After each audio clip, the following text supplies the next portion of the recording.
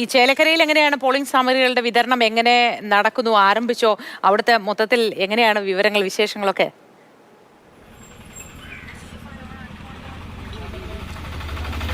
മൊത്തം പോളിംഗ് സാമഗ്രികളുടെ വിതരണം ഇപ്പോൾ തന്നെ തുടങ്ങിയിട്ടുണ്ട്. ചെറുതുരുത്തി സർക്കാർ ഹയർ സെക്കൻഡറി സ്കൂളിലാണ് ഈ പോളിംഗ് സാമഗ്രിയുടെ വിതരണം നടക്കുന്നത്. 8 മണിയാണ് പറഞ്ഞിട്ടുള്ളത്. അവിടെ ഇപ്പോൾ തന്നെ ഇതുമായി ബന്ധപ്പെട്ട കാര്യങ്ങളൊക്കെ തുടങ്ങിയിട്ടുണ്ടെന്നാണ് നമുക്ക് ലഭ്യമാകുന്ന വിവരമെന്ന് പറയുന്നത്. എന്തായാലും ചേലക്കര ഇപ്പോൾ നിശബ്ദ പ്രചാരണത്തിലേക്ക് കടക്കുന്ന അതിനുള്ള സമയമാണ്. എന്തായാലും 3 മുന്നണികളും പ്രധാനപ്പെട്ട നേതാക്കൾ ഒക്കെ പൗരപ്രമുഖരെയൊക്കെ കണ്ടുള്ള ഒരു വോട്ട് തേടലിലാണ് ഇപ്പോൾ ശ്രദ്ധ കേന്ദ്രീകരിച്ചിരിക്കുന്നത്. 3 സ്ഥാനാർത്ഥികൾ 3 സ്ഥലത്താണ്. തിരുവല്ലാമലയിൽ ബാലകൃഷ്ണനുണ്ട്, ദേശമംഗലത്താണ് LDF സ്ഥാനാർത്ഥിയുള്ള UR പ്രദീപ് ഉള്ളത്, ചേലക്കരയിൽ രമ്യ ഹരിദാസുമുണ്ട്. എന്തായാലും എനിക്കിപ്പോൾ അരുണമർദ്ദം കൂടി ചേരുകയാണ്. ഇന്നലെ നമ്മൾ കണ്ടതാണ് ഈ നാട് ഇന്നുവരെ കണ്ടില്ലാത്ത തരത്തിലുള്ള ഒരു കൊട്ടിക്കലാശമൊക്കെയാണ് ഇന്നലെ നമ്മൾ കണ്ടത്.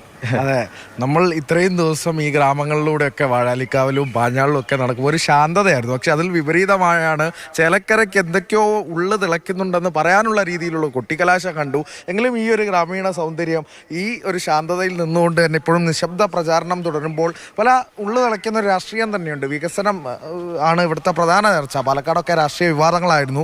ഈ വികസനം പറഞ്ഞുകൊണ്ട് LDF വോട്ട് തേടുമ്പോൾ കോൺഗ്രസ് വികസന മുരടിപ്പ് പറയുന്നുണ്ട്. BJP ഇരു കൂട്ടരെയും മറികടന്നുകൊണ്ട് ഒരു മുന്നേറ്റം. സമയത്ത് തന്നെ ഈ ദൃശ്യങ്ങൾ കാണുന്നത് നമ്മൾ ഈ സിനിമയിലൊക്കെ കാണുന്ന തരത്തിൽ ഒരു സെറ്റ് ഇട്ടതുപോലെ ഈ രാഷ്ട്രീയം ഈ ഗ്രാമപ്രദേശത്തെ ഒരു ഇലക്ഷനൊക്കെ നടക്കുന്ന സമയത്ത് എങ്ങനെയാണ് സെറ്റ് ഇടുന്നത് അതുപോലെയുള്ള ഒരു ഫീലാണ് നമുക്ക് ഈ ദൃശ്യങ്ങൾ കാണുന്നത്. അത് ഇവിടെ മാത്രമല്ല, ചിലക്ക് എല്ലാ ഗ്രാമങ്ങളിലും നമുക്ക് പോകുമ്പോൾ ഇത്തരത്തിലുള്ള ദൃശ്യങ്ങൾ കാണാം അല്ലേ? അത്തരത്തിലുള്ള ഫ്രെയിമുകൾ നമ്മൾ അല്ലേ പറഞ്ഞ പോലെ ഒരു നാട്ടിൻപുറത്തെ സൗന്ദര്യമുണ്ട്. ഇനി ആ റിലീസിന്റെ അന്ന് എന്താണ് കാത്തിരിക്കുന്ന സസ്പെൻസ് എന്നുള്ളത് തന്നെയാണ് ഒരു സിനിമാറ്റിക് സ്റ്റൈലിൽ പറഞ്ഞാൽ നമുക്ക് ചേലക്കര കാത്തിരിക്കുന്നത്. എന്തായാലും ഷിനോജ് അല്ലേ? തീർച്ചയായും. എന്തായാലും ഈ 3 മുന്നണികളും പ്രത്യേകിച്ച് അവരെല്ലാം വലിയ ആവേശത്തിലാണ്. കാരണം ഇത്തരത്തിലൊരു ഉപതെരഞ്ഞെടുപ്പ് വരുന്നു, സംസ്ഥാന നേതാക്കൾ നേരിട്ട് ഇവിടെ ശ്രദ്ധ കേന്ദ്രീകരിക്കുന്നു, ആ തരത്തിൽ വലിയ രീതിയിൽ പോളിംഗ് ഉയരുന്നുവെന്ന് അവർ തന്നെ പ്രത്യേകിച്ച് നമ്മൾ കഴിഞ്ഞ ദിവസങ്ങളിലൊക്കെ ഈ സംസ്ഥാന നേതാക്കളും ഒക്കെ ഇരുന്നു കൊണ്ട് ഇത്തരത്തിൽ ഈ പരമാവധി ആളുകളെ ഈ മണ്ഡലത്തിലേക്ക് എത്തിക്കുക, വോട്ട് ചെയ്യിപ്പിക്കാനുള്ള കാര്യങ്ങളൊക്കെ തന്നെ അവർ കിടക്കുന്നു. അതിൽ എടുത്തു പറയേണ്ടത് കോൺഗ്രസിന്റെ ഒരു കാര്യമാണ്. കോൺഗ്രസ് LDFന്റെ മണ്ഡലമാണ് ചേലക്കര എന്ന് കരുതി അവിടെ ഒരു കൂടുതൽ ശക്തിപ്പെടുത്തുക തന്നെയാണ്. പ്രചരണമായാലും വോട്ടിംഗ് ക്യാൻവാസിംഗ് ആയാലും കോൺഗ്രസ് ലക്ഷ്യം വെക്കുന്നുണ്ട്. കാരണം ഒരു ഭരണവിരുദ്ധ വികാരം ഉണ്ടെന്ന് സ്ഥാപിക്കാൻ ചേലക്കരയിലെ വിജയം തന്നെയാകും രാഷ്ട്രീയമായി ഏറ്റവും അനിവാര്യം. അതുകൊണ്ട് തന്നെയാണ് കോൺഗ്രസിനെ സംബന്ധിച്ച് ചേലക്കര നിർണായകമാകുന്നത്. K. സുധാകരൻ നേരിട്ടിറങ്ങി പ്രവർത്തിക്കുന്നുണ്ട്, VD സതീശൻ വരുന്നുണ്ട്. ചടുലമായ ഒരു പ്രചരണം തന്നെയാണ് കോൺഗ്രസ് മണ്ഡലത്തിൽ നടത്തിയത്. അപ്പോൾ കോൺഗ്രസിൻ്റെ ലക്ഷ്യം എന്തായാലും ക്ലിയർ ആണ്. ചേലക്കരയിൽ നിന്നാകണം എന്തായാലും ഈ 2026 മുന്നേ ഒരു സെമി ഫൈനലായി തന്നെ വിലയിരുത്തപ്പെടും. കാരണം ഈ പാലക്കാട് അവരുടെ സിറ്റിംഗ് സീറ്റാണ്. വയനാടാണെങ്കിൽ തന്നെ രാഹുൽ ഗാന്ധിയൊക്കെ വലിയ ഭൂരിപക്ഷത്തിൽ ജയിച്ചു പോകുന്ന മണ്ഡലമാണ്. അങ്ങനെയുള്ള അവിടെ രണ്ടിടത്തും ജയിച്ചിട്ട് കാര്യമില്ല.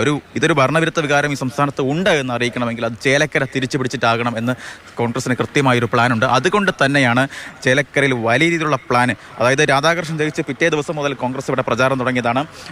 പ്രചാരണമല്ല, പണി തുടങ്ങിയതാണ്. കാരണം BP സജീന്ദ്രൻ്റെയൊക്കെ നേതൃത്വത്തിൽ കോൺഗ്രസ് ആ സമയത്ത് മുതൽ ഇവിടെ വർക്ക് ചെയ്തു. ഏകദേശം 6500ഓളം പുതിയ വോട്ടുകൾ ഇവിടെ ചേർത്തിട്ടുണ്ട്.